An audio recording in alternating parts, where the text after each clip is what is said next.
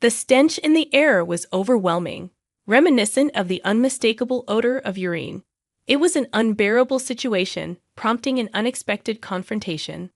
Huh? Who are you talking about? I inquired, confused by the sudden tension. What? My mother-in-law responded, wearing a dumbfounded expression. Seeing an opportunity, I decided to address the issue and engage in a verbal sparring match with my mother-in-law. My name is Kimberly Johnson, married to Mike, and together we live with our daughter Emily, forming a family of 3. Currently, I am a full-time housewife, but in my premarital days, I worked as an office worker at a medium-sized company. Fate led me to meet Mike at that workplace, and our friendship quickly blossomed into something more. Eventually, we got married, and Emily came into our lives unexpectedly. Retiring from my job, I embraced the role of a full-time housewife and dedicated mother to Emily. Despite the challenges of raising a baby, Mike's supportive and proactive approach in sharing childcare responsibilities made it easier for me. Now, Emily is a 12-year-old in the 6th grade, rapidly growing into a kind-hearted and helpful girl. Our family seemed to be thriving, but one day, Mike dropped a bombshell.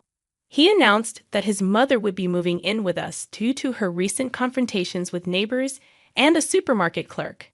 My face paled at the news, as I had never been fond of Mike's mother, and the idea of living with her was surprising and unsettling. Mike explained that she seemed to be acting out due to loneliness, and it was decided that she would live with us to avoid causing further trouble for the neighbors. As time passed, our life with Mike's mother unfolded, and, as anticipated, she developed a genuine fondness for Emily. Her interactions with our daughter seemed to bring her genuine happiness, and I sensed that her loneliness might be subsiding. Remarkably, she ceased causing trouble, refraining from confrontations with neighbors. It appeared that Mike's prediction about her aggressive behavior being rooted in loneliness was accurate. The new chapter in our lives seemed to have filled the void in her heart, fostering a positive change in her demeanor. However, despite her newfound satisfaction, her attitude toward me remained consistently harsh. My mother-in-law, with her myriad of unpleasant traits, opted for indirect expressions, often choosing to criticize my housekeeping skills. While I had anticipated this, her lack of mercy surprised me. One day, she fixated a harsh glare on me, asserting that the rice I had prepared was too firm. Taken aback, I responded really, yes. In response, she coldly retorted, "You should try it yourself." Obliging, I tasted the rice, finding it to be just as consistent in texture as my usual preparations. "No, it's not," she insisted, perpetuating the ongoing challenge of navigating her critical disposition.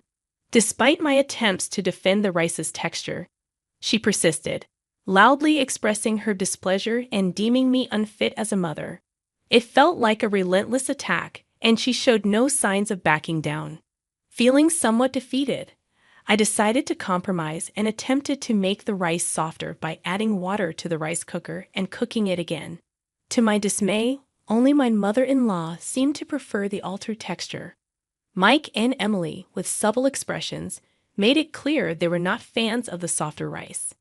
In this ongoing saga, I found myself in a managerial role, caught between the demands of my mother-in-law and the preferences of my own family.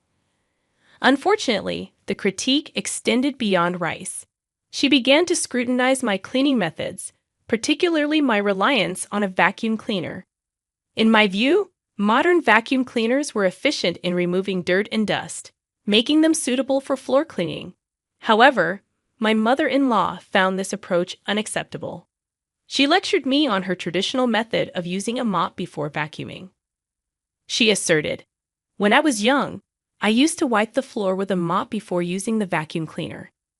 But you only use the vacuum cleaner without even wiping the floor. You're not really cleaning the floor at all. From today, change the way you clean the floor." Her words were firm and harsh, leaving me overwhelmed by her assertiveness. I had no choice but to comply, even though this particular task seemed burdensome given my accustomed methods of managing housework. Reluctantly, I started cleaning the floor as per my mother-in-law's instructions, using a mop instead of my usual vacuum cleaner. I sighed audibly as I worked, feeling the weight of the situation. On that particular Saturday with Emily at home, she noticed the unusual sight of me using a mop and inquired about the change. I explained part of the situation to her, and in her kind-hearted manner, Emily offered to assist with the floor cleaning. Thanks to Emily's help, we managed to finish the task earlier than planned. Surprisingly, my mother-in-law made no effort to contribute and remained seated on the living room sofa, engrossed in television. I couldn't help but sigh again as I observed her in action. Envy crept in as I thought about how she had it so easy, sitting comfortably while we worked. Frustration simmered within me, fueled by her complaints about my cleaning methods without offering any constructive guidance. Despite our diligent efforts, my mother-in-law seemed indifferent, allowing Emily and me to toil without lifting a finger. Her apparent coldness and brazen attitude began to irritate me. However, Emily, displaying her kindness, approached her grandmother and initiated a gentle conversation. "Grandma, what are you watching?" Impressed by my daughter's actions, I felt compelled to engage with my mother-in-law. "I was wondering too, what are you watching?" I asked, trying to bridge the gap in our strained interaction. A shocking moment unfolded when my mother-in-law abruptly declared, "You both stink. Don't talk to me ever again," the echoes of her shout reverberating in the living room. Confused by her outrageous comment, I sought clarification. "Do we smell? What kind of smell is it?" I questioned, trying to comprehend her statement. "It smells like piss coming from both of you. It's unbearable," she retorted, leaving me taken aback by her rude and unexpected remark. I seized what seemed like an opportunity to turn the tables and fight back. "Whose smell?" I asked, with a mischievous tone. Emily chimed in, "Yeah, Grandma, whose smell?" My mother-in-law wore a stunned expression as I boldly suggested, "The smell of urine is actually coming from you. If you can smell it, maybe it's time to change your diaper. Let's change your diaper, Grandma." To our suggestion, she appeared stunned once again. It was revealed that a few days earlier, she had an accident, wetting the floor near the toilet. Initially, Emily and I thought it might be a one-time incident, but as it occurred repeatedly, we realized it was a serious issue. Reluctantly, we convinced her to start wearing diapers. Perhaps, due to the effectiveness of the diapers, she had forgotten she was wearing them. The absorbent nature of the diaper may have prevented her from realizing when an accident occurred. Reflecting on her earlier harsh comment, everything began to make sense. However, my mother-in-law seemed oblivious to our explanation and wore a puzzled expression. Instead of understanding, she grew irritated and responded harshly, denying the validity of our remarks. "You're saying I wet myself. What are you all talking about? Are you speaking ill of me and being mean?" she accused, surprising us with a complete denial and a shift into the role of the victim. I couldn't shake the feeling that something was off about my mother-in-law's denials. The first time she wet herself, she was visibly embarrassed and upset, crying out of shame. It frustrated me that she now seemed to have completely forgotten the emotional impact of those moments. Despite Emily and me repeatedly presenting the truth and logical arguments, my mother-in-law staunchly refused to listen, portraying us as villains in her narrative. Frustration reached its peak, and I found myself unable to contain my emotions any longer. "Mother-in-law, what on earth are you talking about? You are the only one here who smells like urine, so please don't blame us. And if you've forgotten about wetting yourself and wearing a diaper, check for yourself. Go to the bathroom right now," I exclaimed, my forcefulness surprising her. Reluctantly, she went to the bathroom, muttering about how annoying I was. Meanwhile, Emily remarked, "Grandma is acting kind of strange, isn't she?" Even kind-hearted Emily sensed that something was amiss with my mother-in-law's behavior. As I pondered Emily's observation, a scream echoed from the bathroom. It turned out that my mother-in-law had realized the truth while in there. She was wearing a diaper and had indeed wet herself. Shocked and confused, she called for me urgently, hastening to the bathroom. I handed her a spare diaper to avert a potential crisis. It became evident that the panic of the situation had overwhelmed her. Reconsidering the situation, I felt that the incident served as a good wake-up call, and a sense of relief washed over me. It appeared that my mother-in-law had successfully changed her diaper in the bathroom, and everything seemed to be in order. As she emerged from the bathroom looking dejected, I tried to bring some positivity into the situation. Mother-in-law, that's great, isn't it? You were able to change your diaper and must feel refreshed. However, instead of gratitude, my mother-in-law glared at me with a terrifying expression. What do you mean great? What do you mean refreshed? Do you think it's good that I have to wear diapers? You are such a cold person. There is no way you could understand my feelings. I admitted, indeed, I can't understand your feelings at all. As you can see, I am not old and frail, and I am healthy. So, it's only natural that I can't understand your current feelings, right? Are you picking a fight with me, the mother of your husband, Mike? I can't believe it. Why did Mike marry someone with such a bad personality? This wicked woman? You are just as wicked, and the world calls people like you wicked. Flabbergasted by her accusations, I retorted, What are you talking about? What part of me is wicked? You are really rude. It became clear that my mother-in-law genuinely did not see herself as a wicked person, and there was no indication that she would change her misguided opinion or attitude. Frustrated, I had no choice but to yell at her once again. Do you understand? When people say rude, they are referring to people like you. You are causing trouble for our family, but I guess you probably don't realize that, do you?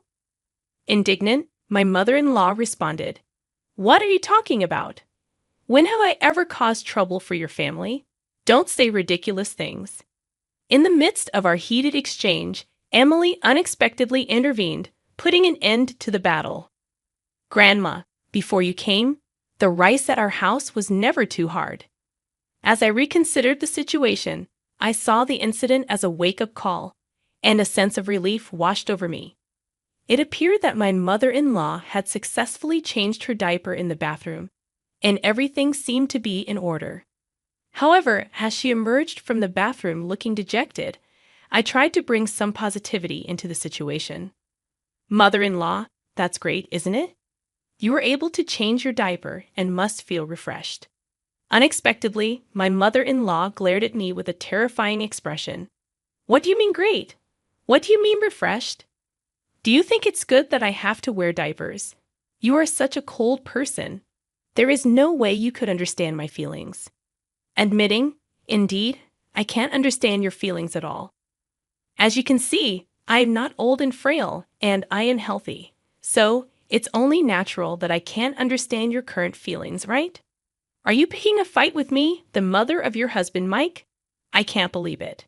Why did Mike marry someone with such a bad personality, this wicked woman?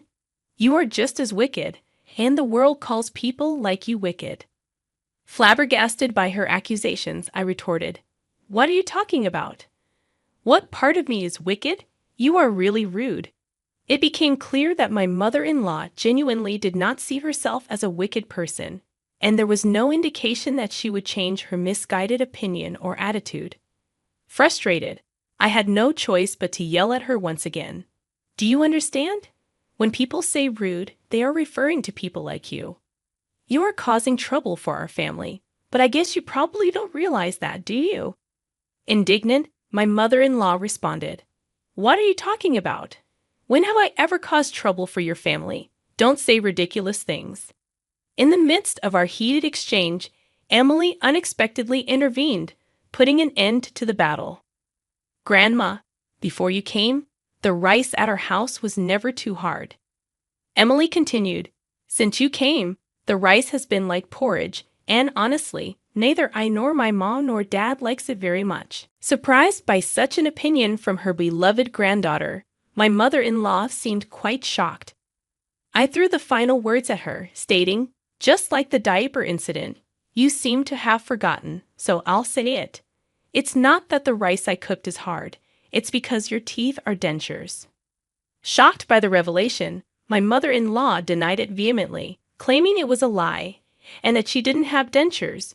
To settle the matter, I urged her to check her teeth in the bathroom mirror, leading her to realize the truth. Apologetic, she admitted to having dentures and apologized for her earlier behavior. Feeling refreshed, I handed her denture adhesive, and she re-adhered her dentures. When she returned to the living room, she apologized to Emily, who forgave her kindly. Touched by Emily's actions, I couldn't help but appreciate her hospitality.